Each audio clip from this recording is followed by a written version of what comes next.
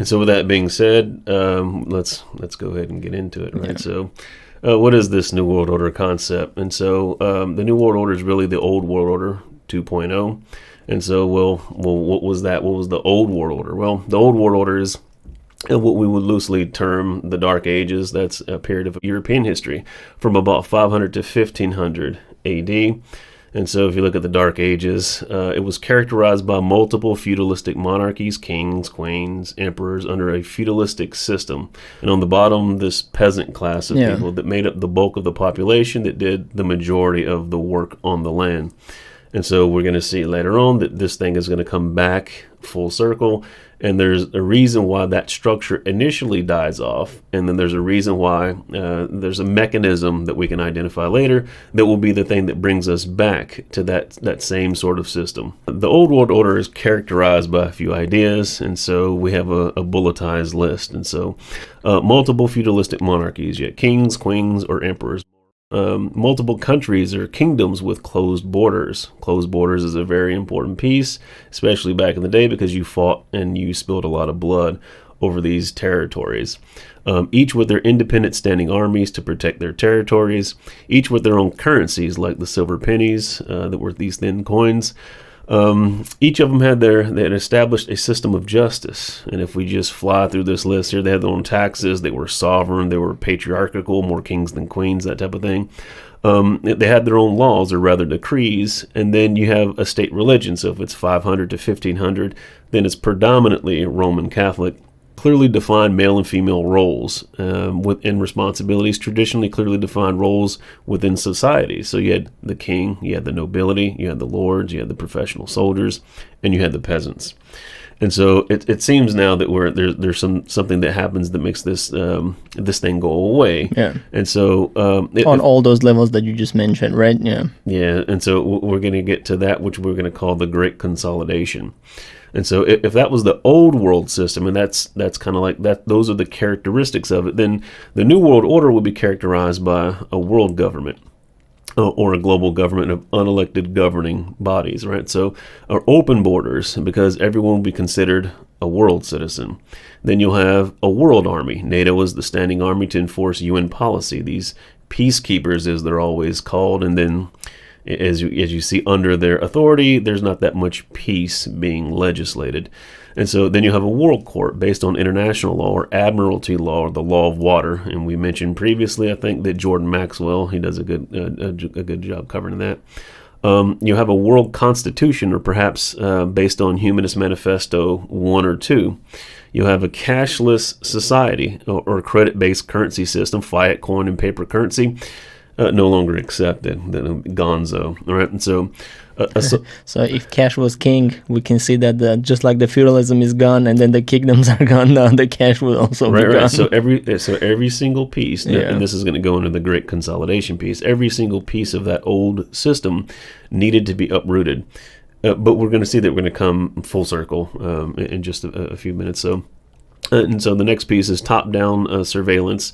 So we'll have the 5 eyes, the 7 eyes, the 9 eyes, and the 14 eyes alliances. And these are intelligence agreements, the U.S., UK agreements that share intelligence services between all of these nations. The whole idea of like boots on the ground is being replaced with technology. And so when Klaus Schwab mentions the 4th technological revolution, or the 4th Industrial Revolution, the idea that a wholesale across the board, everything is being revolutionized by technology. It's really AI, algorithms, robots, those type of things.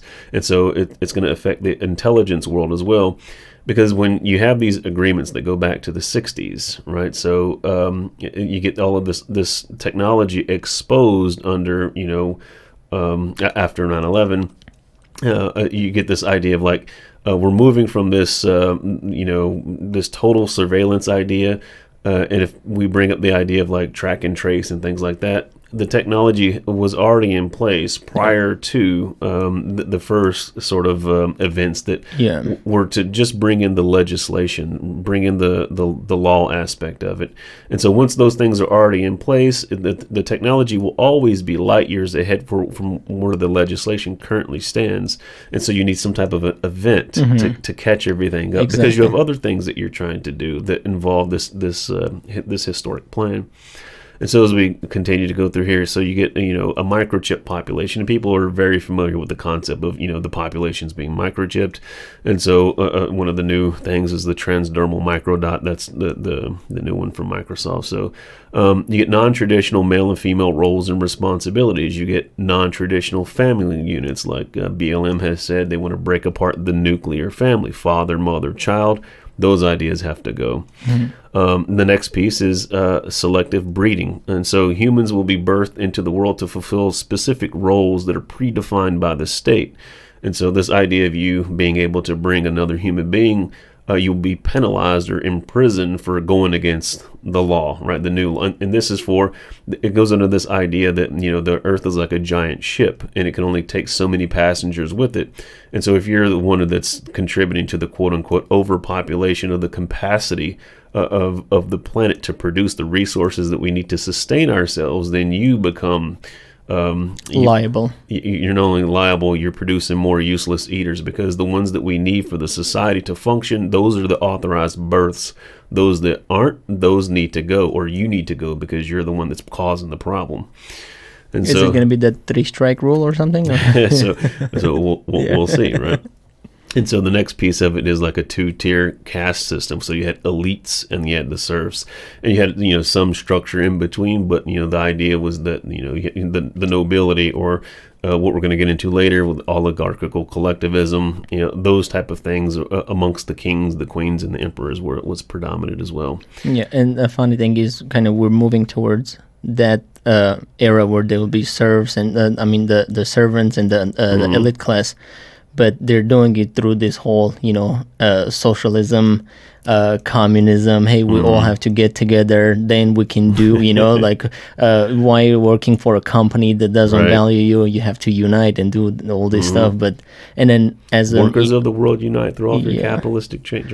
As an employee, it's just like when Bezmenov said, you think it's being done for you. It's not, but at the end, you're going to realize real fast that you were building somebody else's world for somebody else. Yeah. Exactly. That's the actual goal. So you get everybody on your side, because you like these ideas of community. And so, socialism was supposed to be the vehicle to get us to the communistic state. And so in joining everything in community, you go, look how great this is. We don't need a police power to come in, because we all recognize how great the sharing of the environment, the sharing of resources, we can see how good that is.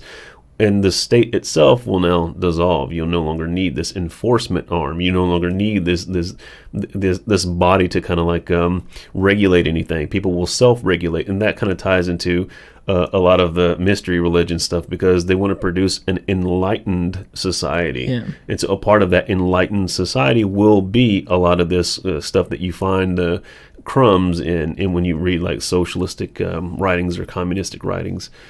And so as we continue to stay on task here, we write, I think we're going to see that somebody liked how it was during, the Dark Ages, and they want to do their best to make that a global reality. So they're trying hard to get it back. In the meantime, we go through this transition phase, and we'll use they're going to use population as a weapon to do this, right? So population or depopulation is a huge piece of this, because as we see, there's going to be a mechanism that causes the population not only to rise up or increase in number, but to become educated and rival those that were currently in power, rival their power.